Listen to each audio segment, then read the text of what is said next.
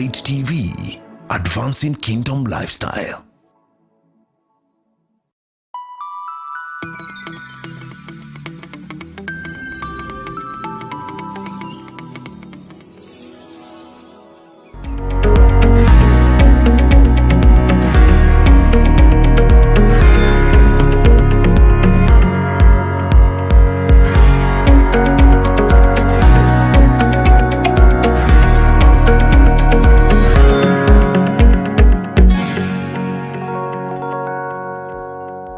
Praise the Lord and a very good evening to you. We bless the Lord for a new year, and we bless the Lord for another opportunity to continue with conversations in the Apostolic Clinic. My name is Pastor Mwangi, and I want to invite you today, even as we engage on this particular topic. This day, I want us to discuss about the place of youth ministry, trying to understand the dynamics, the challenges, and also the way forward, how we can reach the teenagers. Indeed, right now, they say the population of Kenya is 70% young people. Yeah. But when you go to many churches, it is like a paradox. You don't find that number seated in churches. So we are asking, where is the problem? Why aren't the young people, especially the teenagers, why aren't they coming to church? Of course, there's a new trend going around where people feel I can worship God in my house, and I don't need to go to church. I don't need to belong to any church, so I can just do whatever I want in my home. And with me is two youth pastors who've been there, and they can help us navigate in this conversation. I'll begin with my immediate left. I'll ask him to introduce himself even as we plunge into this conversation. Thank you so much. My name is Pastor Jimmy. I'm a pastor in Life Church International, Limuru. I'm also a husband to one beautiful wife, and I have a daughter. Her name is Heavenly. I've been in this field of the youth ministry for over 10 years. Thank you for having me. Okay, thank you, Pastor Jimmy. And on my left, I'll ask him to introduce himself. On my right, this is my right. Thank you, Apostle. My name's Eugene Mureithi, Pastor Eugene. Born again, a husband to one wife, and I thank God for this opportunity and this platform. It's really timely to talk about youths, and most importantly, teenagers at such a time as this. Thank you. Okay, so thank you very much. So we'll begin with Pastor Jimmy. Being currently, even that's what you're doing, you're a youth pastor. What are some of the dynamics, or we might call the dynamics in the youth ministry that are there today? I actually realize there can be no ministry without the particular groupings within the set ministry. And I notice most of the groupings are age specific. That's why you have the men's ministry, at times women's ministry, and then you have the youth ministry and all those things. It means that they are a group, that particular group that whose issues and particular way of handling is different from each other. And so one of the things that I've realized is that the dynamic of youth ministry, especially in our set churches, is that we tend to look at them as if they are people that are not, worthy to get particular attention that is given to other set groups. And so one of the things that I've realized is that they don't look like they are worthy of the attention that they're supposed to get. And so it really becomes an issue, especially when handling them. So why do they not come to church? One of the things I will say is because they don't feel like they belong. Once they feel like they don't belong, then they won't come. So it is up to us, even as the church, to create the space and accommodate them at such a time. Okay, so we are talking about different, one, they don't feel like they belong to church. Possibly churches don't even have facilities, where we have main churches, but someone said that they are too omitted. There are two ministries that are in the Great Omission. There's the Great Commission, but there are two ministries that are in the Great Omission, which is Sunday school and also the youth church. Pastor Eugene, with your dynamics, ministry, ghetto, what are some of the dynamics that you see among the youth, the teens and the youth? For me, I would say, with evolving times, you'll find that mostly churches have not invested themselves or invested in understanding the times that we are in. You find that maybe in a church setup, as trends and fashions and structures are changing every day. So you find that a church does not have the infrastructure, like you have mentioned, which can support the youths in their current state. So having said that, then you find that if a youth comes to church today, iwe ni ghetto, iwe ni mahali popote, they will not feel like this place is at par with the systems that zenye ziko huko nje. So they will come and it's like the church is old fashioned, but every other thing is changing to fit or suit their needs or demands outside there. Maybe I'll ask, what are some of these things? You're talking about the changing trends, changing of fashion. Of course, tunajua kuna fashion iko nje. Yes, yes. And it's very tricky. Yes, yes. What are some of these adjustments that, Yes. the church should have so that they are able to accommodate this very specific group? For example, I'll just use one that was recent. The church was thrown into the deep end to enter into social media by COVID. Most of us, we just came to church. Kama hujafika church, inakuwa wewe huwezi pata ile service. Na mavijana, the greater percentage, they are in social media. So I feel that if the church can be able now to invest in things that are trending, because not everything that is trending is bad or sinful or negative. If our youths in church are using the same mediums to communicate, maybe it's WhatsApp, TikTok, Instagram, we can also use same avenue to just feed them with that which is right. And if we can enter into their space, we can be able now to interact with them in a manner that they understand, because we are in the technological era. So we have to enter that space as a church. We have allowed men who are not feeding them the right thing to be the ones who are speaking there. These people are listening to them because these are elders in those spheres. So even the church needs to enter. We need to tailor-made now our voice in a way or in a manner that can be able to benefit our young people in those spaces. Okay, Pastor Jimmy, do you think there's anything, possibly adjustments? Well, I think there are a couple of things. Just to begin with, I think the stereotype has been that youths are objects of ministry, but not participants. So is when I want particular works to be done within the sphere of the ministry, is when I look at the youth. A good example, we are going out for crusade.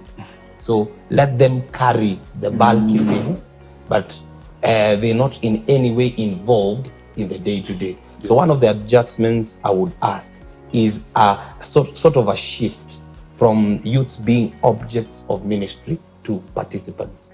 Be there, what they're doing, so that they can learn from you. They can pick up. Trust them as early as they are. There are particular things that are very important and they can take up and they can do it. So that would be one that I would say. Another bit I would say, let us get rid of the stereotypes. Yes. Because nobody wants to associate with the youths because of what they come. It's like the first time I hear any person called a young person, I think of, recklessness. I think of drugs. I just think of alcohol, like our current trends is like any other time you hear a youth conference, you already know what will be said. Nothing to empower, nothing to give them. It's also like we are afraid to teach them the word. Last time I checked, it is not simple English here and there that changes people. It's actually the word that brings this conversion. So if we don't give them the word, it's like we are putting this bit of let them dance, let them sweat, let them have some bit of energy here and there, but we're not giving them what they need. I feel where we are at, we have to start looking at them as children and start giving them meat, just as we do in the main church. And that way you create a culture and people that are going to integrate into the main. So you're trying to say that the youth church is actually a church. It is a church. And the young people are not just affected by social issues. Yes. The truth is, those are some of the things they're going through, but the solution at the end of the day ends in the word. Yeah. Do you think there is a word that specifically should be custom-made to address their issues? Do you think there's a gospel for the youth? In fact, the same way, we can't say there's an old spirit and a young spirit. Spirit is just spirit. The same word I give to this old person is the same one this young person needs. So what we call custom making, I'd say that our methods of presenting the word to them. A good example is what Pastor Eugene has said, using the social media and all that. But again, we have other bits like language. Like, how do I chew this stuff and bring it home? I have a young daughter, and there is a place I know that if I was to give her a whole, a big piece of meat, she won't be able to chew it. So to some extent, either I break it down or I make it palatable to them.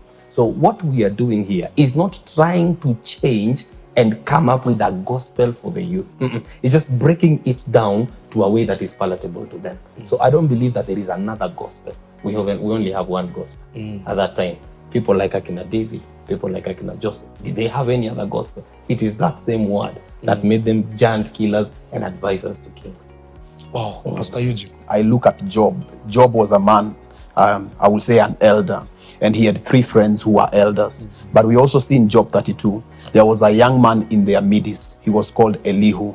And when the elders reached at a place where this young man looked at them and he wondered, how come these elders don't have solution to this problem? And so he chipped in, and we see that what he said is very instrumental, because at times age may fail, experience may also fail. It also depends with the spirit of God in a man. Also the young people, we have to look at them with people as people who have solutions for their days. We see David stepping into the picture when Saul amefika mwisho. He's come to a place where he doesn't know what to do. Goliath is appearing every day for 40 days, and every time he's releasing a shout, people are backtracking. And David comes and offers a solution. In the days of Jesus, during the last days of Jesus, we see Jesus walking with Peter. Peter is an elder. Then John is following closely. To a point, Peter is asking, what? Ukijana, uko na kazi gani na ukijana? Until Jesus stops Peter, he says, no, what I will do with John is not up to you. So I believe we have to enter that place where the older generation deliberately chooses to partner with the young generation, because these people have the sound for their age group. If I can release the word to a young man, he is able to communicate that word. For example, I will use even our days. There is a time you will preach, Apostle, and you realize that a young man will pick your sermon, break it into bits, and share it on their platform, and that word will go viral more than you yourself trying to enter into their space. So I believe we have to bring that partnership so that the gospel now can reach the young people, and that will be very helpful. So we cannot run away from the reality that that's a very delicate stage. So many controversies, so many scandals or crises. When we look at the stories of pregnancies, sometimes sexual immorality, there are things that happen in that stage. And sometimes people are afraid. People are looking for perfect, mature. Let me use the word that people use. Tutaki vijana watakao chafua madhabahu. And you know, sometimes I feel like the old generation forget one day they were young, and now they are mature. How do we handle? How do we transition? Giving love, but not quenching the truth, and also giving the truth but not also killing love, because you can be so radical in truth and fail to love, and you can be so loving that you fail to share the truth. So sometimes you realize there are people of two extremes. Some of them love them so much, come as you are, 10 years later they have never changed. They are still stuck in their addictions and all that. And there are those who, when they see them, they see thugs. They hammer them, they scatter instead of gathering. How do we bring that balance where you can meet a prostitute caught in the very act and tell her, go and sin? No more. But I don't accuse you. You tell her the truth, but you still show her love. I realize that can only be answered with what was the main purpose of the youth ministry in the first place. Number one, it was for integration. So I am supposed to sort of, channel a particular set group to join another group within a period of time. And so Psalms 145 already tells us that a generation speaks to the other generation. So there is a gap that needs to be bridged so that there can be integration to that beat. And this is where you sit down and realize that youths are not looking for what? They are not looking for fun, because that is what we think. They are actually looking for relationship. They're just asking, do you care enough? At times, it's not about you being able to get to the tail issue of the whatsoever they are going through, but the question is, do you care about them? Now, a prostitute would only approach you if they feel that you have enough care, to sort of handle the matter. One day, a statement was said by a very, very big preacher. He said, nobody cares how much you know. unless they know how much you care. So at that point I think we have to move from a place where we stop trying to give them some sort of an impression and start getting to the place where we can show them the bit of our relationship and how much we care. Now, the only reason we cannot bridge that gap easily is because it is care that left the church. It is that bit of relationship that left the church. Nobody wants to get their hands dirty. Nobody wants to be soiled. You feel like associating with someone with a mistake in one way or another, that defies you. The reason as to why they are not coming to church is because they haven't found someone who is showing them the care that they are looking for, vis-a-vis just telling them how much they know. Yes. So what has left is actually the care. Yes. Eugene, anything to add on that? You know, these are of course it's a very technical conversation. Yeah. Because number one, I look at it from two sides. Yeah. When the youth are taken to the main church, they don't grow. Totally. Simply because there is an assumption when a pastor sees people in the main church, there is an assumption that they are born again and they know the Bible. And they are not given the very foundational and basic truths. But again, we see there is a lot of emphasis, especially on members, not necessarily on the youth church, but there is a lot of emphasis on the people that are in the main church and who run away from the reality. Teenagers don't type. In fact, anyone that runs a teens ministry will tell you they are more, if you look at it from a different angle, in terms of resources, they are more of a liability than an asset. Now, looking at it in this angle, Pastor Eugene, I know you've done ministry in Islando, and of course, you knew hata kwe akogeto ama babi, you knew that. What do you think? Church inafaa kufanya nini? Church inafaa kufanya nini? For me, I would say, if we go back to basics, church should be all about family. And if there is an investment that we can do as parents, is to invest in where our children can grow. That's why we are taking them to schools, as young as they may be. And I believe if we would have the right perspective of what a church should be, then we will invest in the things that matter in a church.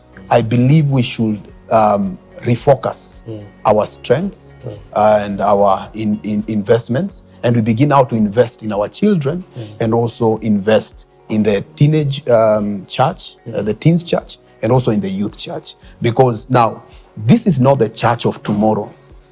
The teens church, the youth church, is not the church of tomorrow. Actually, this is a church of today. There has to be an involvement. There has to be an investment, a deposit that we are doing today while it matters. I remember one day we were having a discussion and you were telling us that teenagehood is a gate. Now, battles are either won or lost at the gate. So we may think that let us wait for these young people to reach a certain age so that when they maybe go to work, we can now begin to invest in them. By that time, we'll have lost them. Maybe some to drugs. Maybe some, by the time we're investing in them as young people, they already have 2 or 3 kids. It will be too late. I feel that now is the right time to invest in the young people while it still matters.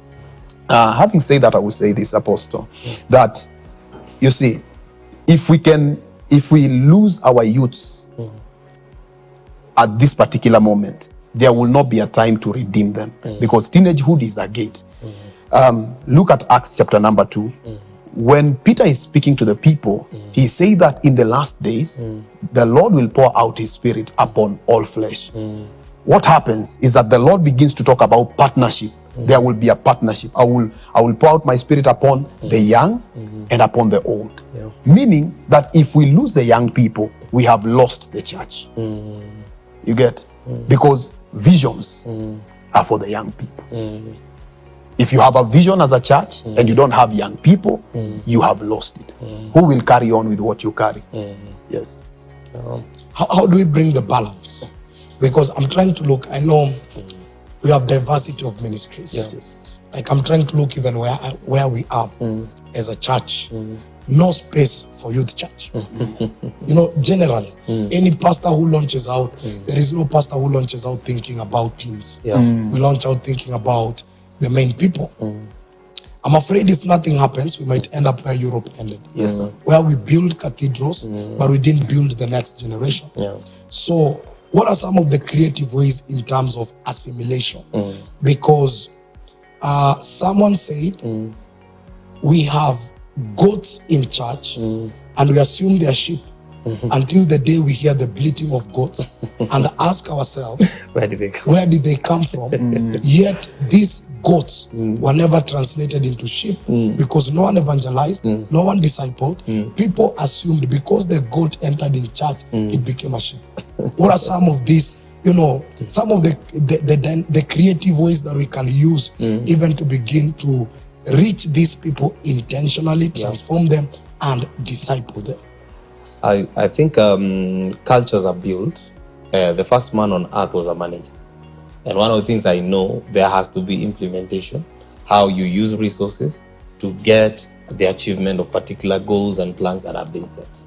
So the first question here becomes, Apostle, is let me ask you, from the first time that we have begun and launched out as a ministry, there must have been a detailed blueprint of what we wanted to see.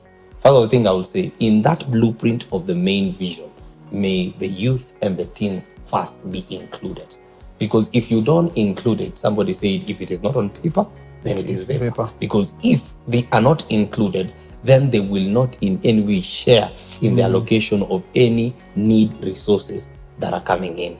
Number two, we have to move out of that stereotype that they don't bring anything to the ministry. In fact, I realize they bring in something. One of the things is for sure, youth is a symbol of strength. And I realize there are particular things that if they left, doing them would be a headache. I'm imagining you picking up the elders, you know, picking cameras in church, or trying to do the praise and worship, or doing particular things. There are people that are that vibrant to be able to avail themselves for practices, come in, you know, have a time to even do particular caches to extend, you know, deep hours in the night consistently, which completely would be a very hard thing for if you didn't have the youth in place. So I would begin by saying they have to first be included. The last thing that I would like to say, we have to stop being afraid to invest. I realize that there will never be space for anything. It is something that you have to be intentional to create. We are managers, not owners. So get a team, sit down, start to strategize on what do we do with a large number of youth present. How do we move on from here? Maybe you have a small space, but could we do something? For example, change in our timings, give them the first service, have another second service, or let them meet on Saturday, or a particular thing, or let's give them caches, or let's give them worship experiences. Anything that will make them feel that they are part will be a great solution to that bit. Eugene, in 1 minute, I think, do you think also the youth make unnecessary demands to a main church?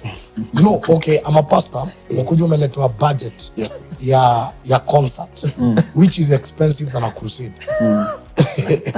na wanakungolea, unajua zide, wanakanika watajam, wamekupangia kesha, half of that kesha is dancing competition, and they want tea and mandazis. Do you think also there's a place pia my youth nika uchokoza main church? Kabisa hiyo iko, na hiyo itawaisha. But as I had said earlier, if it's a family setup, then we as the fathers, we as the leaders, we have to bring these people to the place of responsibility. You see? Because if I'm the one who is mentoring these guys, either there are three things that you had mentioned some time back while you were doing a certain recording, I can remember. You talked about three things that every youth need to understand. The place of a father, the place of a mentor, and the place of a coach. Now, the church needs to know where to assume certain roles. If you're a father and these youths are in your hands, you have to train them the place of responsibility. Okay, you've come with this event.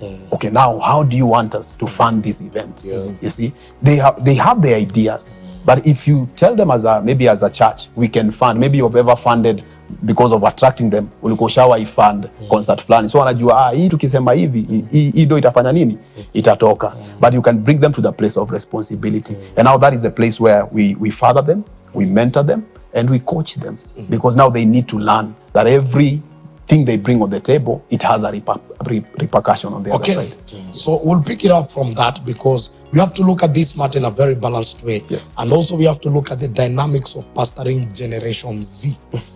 They have their dress code, they have their celebrities, they are just unique. You look at them, even parents don't understand Generation Z. And I believe these two gentlemen are going to give us, some of the parents even at home, who don't know even how to parent that particular generation. So see you immediately after the break.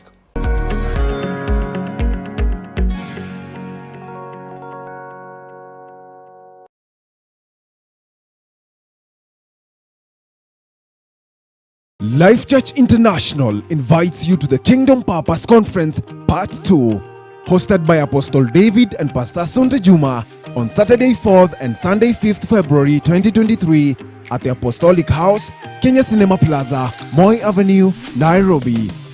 The guest ministers shall be Pastor T. Mwangi, Pastor Vincent Chalo, Pastor Ben Ouma, and Pastor Samuel Mbugwa.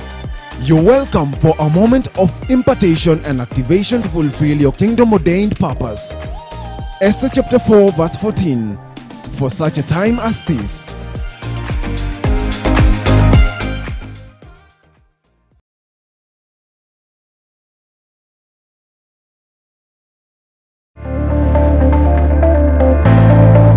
In Pillars of Faith. These truths that we bring out every week around the Word of God, they are meant to strengthen our faith. Time is a consequence of light.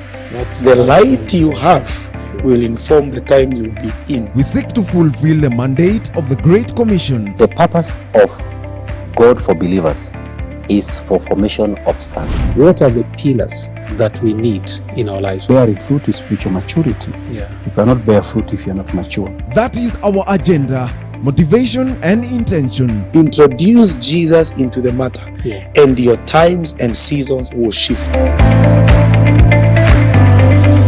Pillars of Faith, every Tuesday, 8 p.m. to 9 p.m.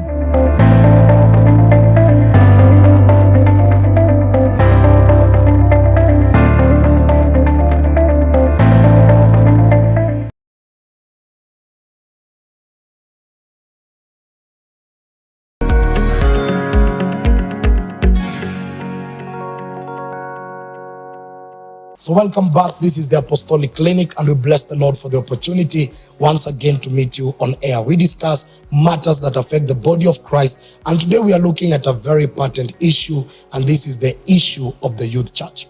We know right now churches are closing in Europe and also in the West, because a generation concentrated on building cathedrals, but they never invested in the incoming generation.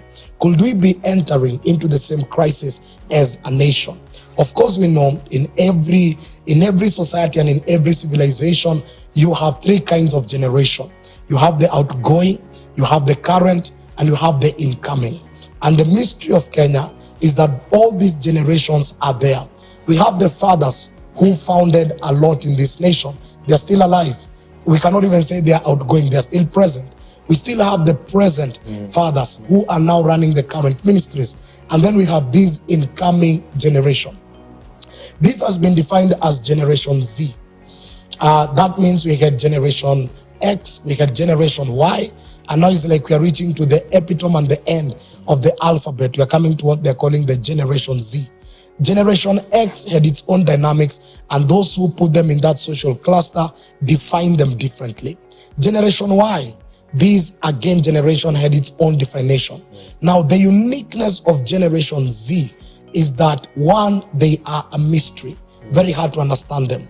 Whatever excited Generation Y, concerts, Keshas, does not excite them. They have no celebrities that you invite in church and they come excited. And it's a generation, if you don't understand them, you will never reach them. You will never preach to them. Some pastors, like Pilate, they have washed their hands and they've said, I've tried all I can do, because they're using the method of the past, trying to reach an incoming generation. We need to understand the church has evolved through different generations. And every generation comes with its own dynamics. And I want Pastor Jimmy, maybe we can begin. What are some of the new features that you have seen with this generation that is very unique and is not in any other generation? Personally, me, I've observed fashion.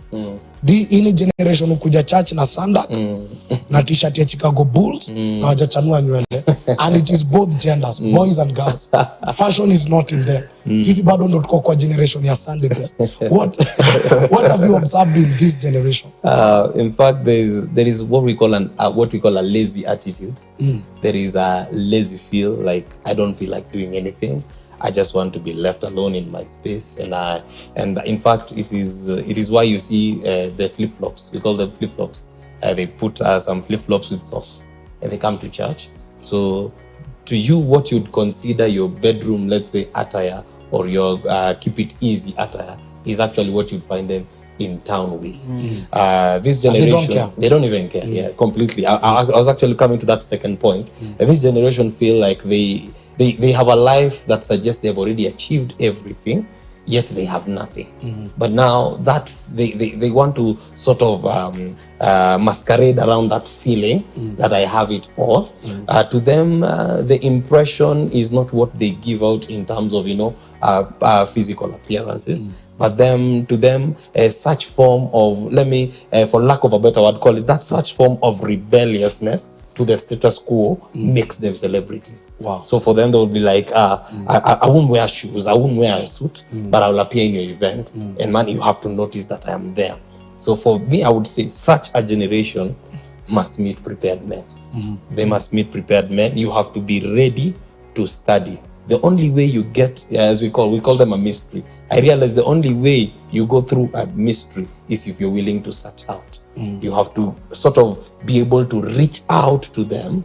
By number one, don't look like you want to fight what they are doing, but just reaching out so that they can invite you into that space. Yes. And majority of them are not that inviting, even to their own parents. Yes. What is the problem? Do you think like we who are a little bit advanced in age are trying to make them be like us, and we're not trying to understand them in their level? In fact, the greatest mistake for any parent, for any youth pastor, would be to sort of try to compare your days to their days. As you realize, every generation has its giants. And now, to them, because of that secretive nature, the particular kind of things that they're struggling with are more sensitive than we are. Like, I'm very sure maybe Pastor Eugene used to steal, let's say, coins, which was still something simple. But now these ones are even hacking into the password of your ATM. Maybe they did something of a very high level, or they are joining people online that are doing such deep stuff. If they would reveal it to you, it would be a problem. So anytime you begin to mention yourself with your accomplishment and everything, what they do is that they shut you out. When you come up, they shut you out. So you will never know the mess they are in because of your sort of so aggressive way of trying to reach out to them. So do you think we are trying to reach a generation with our medals? Yes. Instead of our scars? Completely. You'd find parents telling them, I'm a doctor, and this is not how I became a doctor. If you want to become a doctor, you have to look at me. But at that point, maybe they would even one day consider being a doctor, but not like you. It's amazing because I was reading a psychological analysis on Generation Z, and this is what they said. For them, accessibility is more important than ownership. Meaning that most of the parents or even the church where we pastor, we push the agenda of ownership. Yes. We try to tell them, I was in prayer and God gave me a house. I was in prayer and now you see the car I'm driving, the job that God opened. And for them, they're like, okay, if you use a V8 and I can Uber and we are all in the same location, why should I? And you talked about the laziness. Yes. So why should I work and make 12 million, buy a V8 and I can pay 200 and get an Uber? And so here is a parent or a pastor trying to push the concept of hard work to a person who has a very different mindset and a very different value system. Eugene, maybe just interacting with them. Yes. Do you think what we value as us and what they value varies? Very much. I would say so because I think we are coming from a place where we we used to say work hard. Now they are saying work smart. And their definition of working smart is when you're telling them enter a library. Yes. They tell you I can Google. So to go kwa hiyo space, they can get it easy, which again, this is they are enjoying our success. And one man said, tough men, you know the saying, produces tough situations. Tough situations produces tough men, and tough men produces easy times. Easy times, and easy times produces weak men. Weak men, and the cycle continues. So they are standing on our labors, or on the labors of the parents. But now, where they are standing, they don't know that it took sweat, it took hard work. So I think we need to work on that. Yes. You know, that saying is very amazing, because even as it says that the cycle continues, there has been a very common statement that I don't want you to face whatever I faced. I remember when Elisha asked for the mantle, Elijah said, you have asked for a hard thing. Yes. And Elijah never made it easy for Elisha to access it. Wow. You remember there was the Bethel, there was the Gilgal, there was the Jericho, before they even came to the Jordan. And I really feel, even as a church, even as church, because now we're on this church setup, even as parents, we are not creating that value for ownership. We want to a little bit easing it up, you know, because spirituality has no shortcut. You know, can have many shortcuts in life, but one day I was just meditating and the Lord told me the battlefield has not shifted. It's the quality of soldiers you are raising that is wanting. We're still dealing with the devil that Moses dealt with, but now the quality of warriors and soldiers that are in the battlefield are wanting. So the devil looks like he has an advantage over a generation. Pastor Jimmy, looking at this Generation Z, we know that there are also principles we cannot change. You know, what happens is that life does not acknowledge that you're a generation. Life is life. Life happens. That is true. So how do we reach them with the truth of life, irrespective of the dynamics of generations? I realize one thing. Or how do you get to their space? And because you see, the point is you have life. And then there is a whole world. You, even the devil may brand you as this person who comes and says, you know, I got an A. And these looks like testimonies, but to them it looks like bragging, you know. And they're like, okay, you got an A, we bless God for you. You're doing well, you know, for us. Where to Ombe? Who do you what you're going to? Restaurant. Yes, and I remember one man said, show me your medals, you intimidate me. Show me your scars, you inspire me. And show me the distance between your medals and your scars, and you transform me. So how do we penetrate? How do we get into this space and share the unchanging gospel that is going to change them? If there is one thing that is a turn-off to teenagers and youth, is the perspective that they are fools. In fact, I've realized they don't like it when we make them look like they don't know what they are saying. So what is happening here? First way to gain get pass to their circles, stop making them look like fools. Another thing is this: a teenager will know what is genuine from what is fake. And that's what I want to say, especially for pastors, them that are dealing with those people.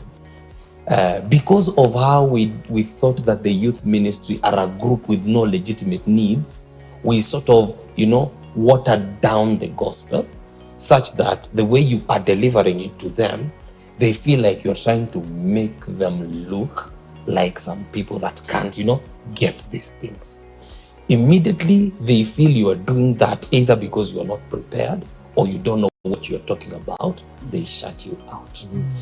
Number two, when you get to what we call pressure points, because in ministry, as you deal with the youths, you will always get to hit particular pressure points. Know how you press those pressure points. There is something that my mother used to say, and he used to refer to particular rats, that they bite you, and then it's like they blow so that you don't feel the pain. So ati wanauma akipuliza, so it's like they blow. And I said it is actually a system that we can take it. Sure. Number one, uncompromised gospel is a must. But how you deliver it must be in a way where there is a balance between the rebuke and the encouragement. Let them never get to brand you as the rebuker. May they call you as that person that is so much into what they are doing to a point where they can even accept your rebuke. One thing is for sure, there are people even in a church setting that can talk to a teenager and he listens. There are others, they already branded you. When you begin to speak, they leave. So that balance will be very important. Eugene. Yes. For me, just to add on what Pastor Jimmy has said, it reminds me of the story of King Saul and David. One of the things that I've always been conscious about is to trust that the teens and the youths, they have the solution for their days. You will be surprised when you begin to indulge them. You will come to realize that these people are not whom you think they are. You see, David was branded by how he looked. Most of the times we look at them, the way they are coming, the way they look, lazy. But if you begin to engage and involve them in matters leadership, in matters running things, you realize that these people have a deposit of wisdom. They have a deposit of, these people have ideas that actually can bring solutions even to the church. Some of the churches have remained at a place of stagnation because now they don't have the place to trust the youths in their hearts. They don't feel like ama vijana wanaweza fanya kitu yoyote. Na hizo churches ukikuja kuangalia huwa hazigrow because these people know if you want people who can do media and stuff, wazae hawawezi kitu. Hii kitu ni ya mavijana. If it is Facebook, Instagram, wapi, ni mavijana ndio wanaweza hii kitu. So me I will say we can trust the wisdom of these youths. You see, David, he knew he understood his technology. He knew if I will go and fight Goliath, Goliath was not meant to be the opponent for David. He was meant to be the opponent of his father, who is now Saul.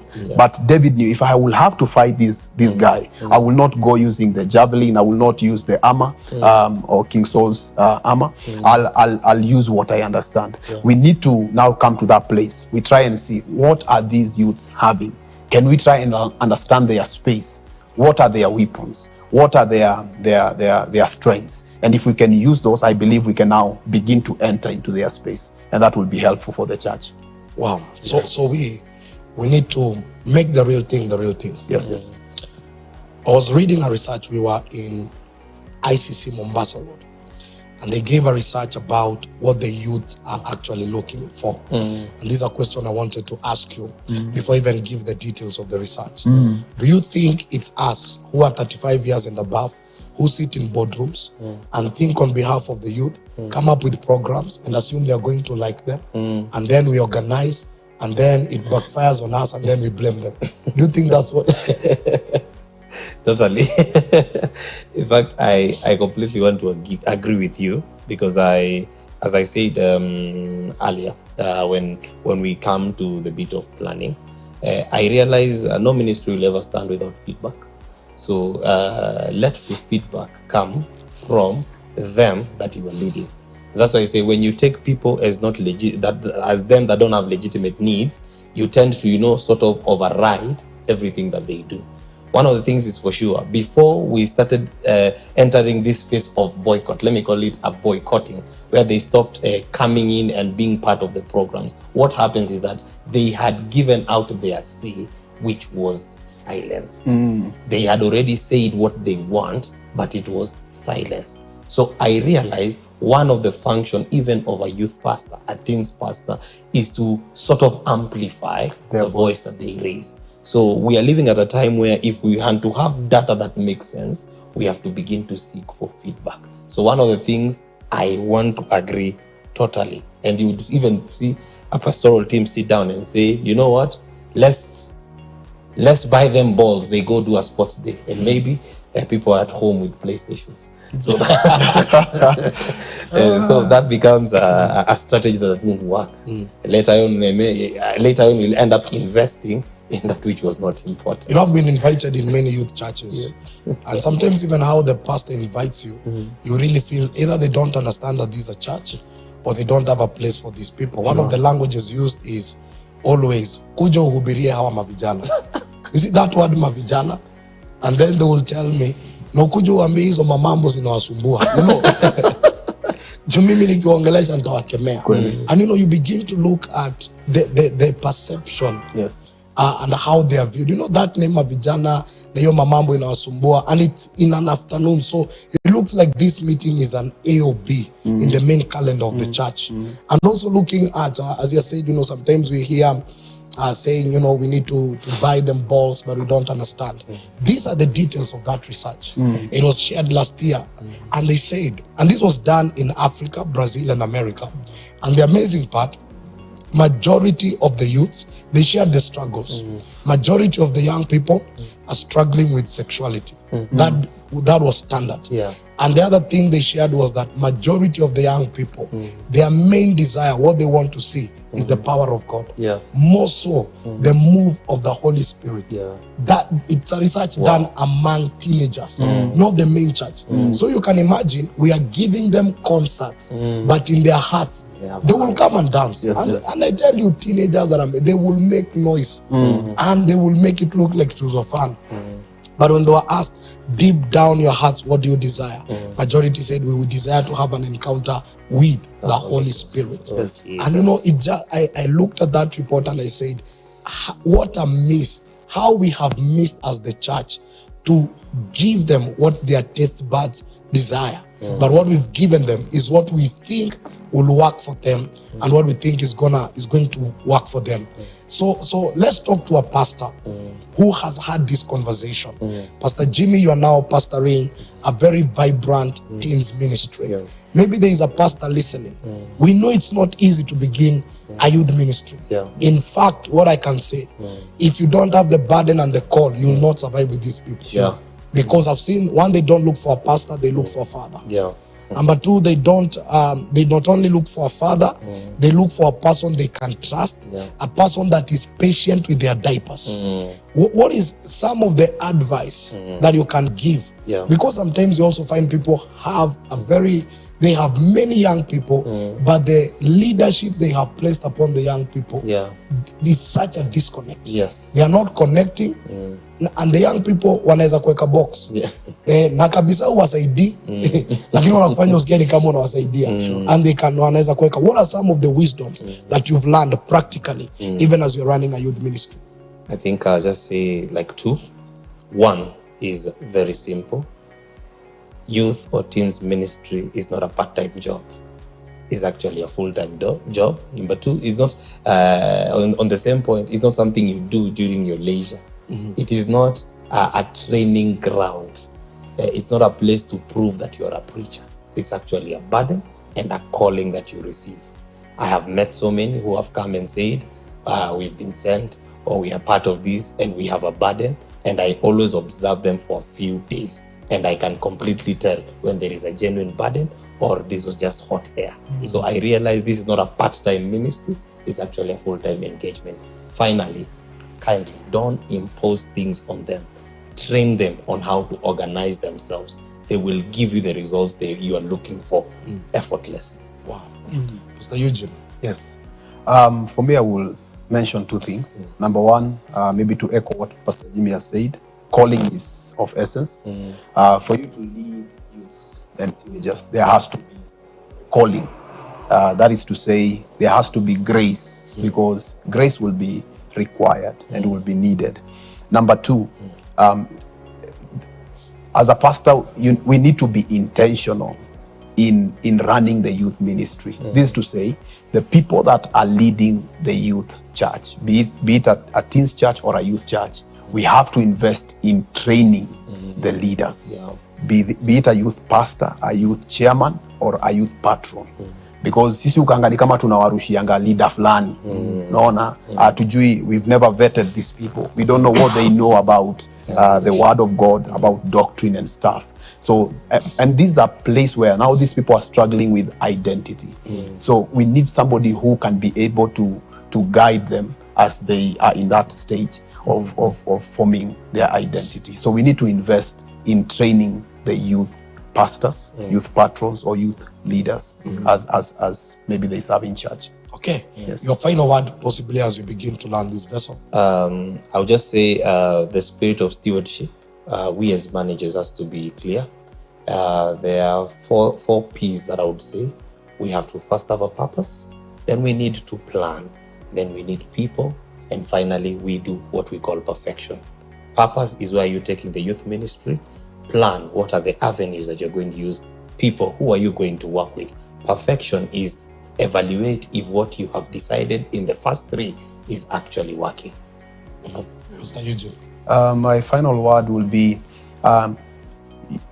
being a youth or youthfulness is a gate. Is a gate. And this is an advantage that we cannot overlook. We need to understand that the young people have the advantage of time. If we invest in time, then we'll be able to benefit from the investment we have made. One man once told me, invest in an old man and you would have invested in an individual, but invest in a young man, you would have invested in a generation. Youthfulness is a gate. Let us invest in time so that we may reap the returns.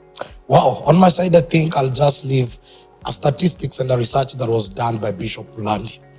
And in his research, he was in a gathering of bishops and he asked them, how many of you got born again between the age of 13 to 19? And 80% of those bishops lifted their hands. And he said, if you lose between the age of 13 to 19, it's very hard to get past the age of 19.